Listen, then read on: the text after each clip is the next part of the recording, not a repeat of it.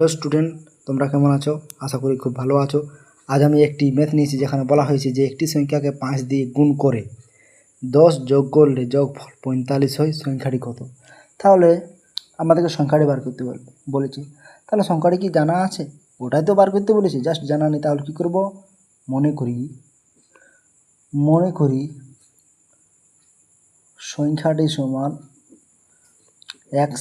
তাহলে একটা সংখ্যাকে 5 দিয়ে গুণ করছে, তাহলে সংখ্যাটিকে এক্স ধরেছি, একে 5 দিয়ে গুণ করলাম, গুণ করে 10 যোগ করছি, 10 যোগ করলাম, করে কী বলছে?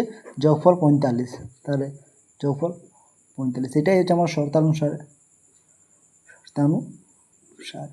এক্ষেত্রে আমাদের ক্যালকুলেশন করবো 5x প্লাস 10 সমান 45, 5x সমান 45 মাইনাস 10, তাহলে এক সমান মাইনাস 10 করো, প্লাস 10টা ওই সাইডে চলে গেলে কী হয়? মাইনাস 10 হয়ে যায়। 45 থেকে 10 গেলে এত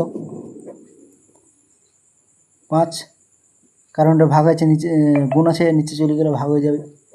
তাহলে এক্ষেত্রে আমাদের সংখ্যাটি কত? 7। It is the answer. So এখানে ভিডিওটি শেষ করছি। তখন পর্যন্ত সবাই ভালো থাকবে, সুস্থ থাকবে।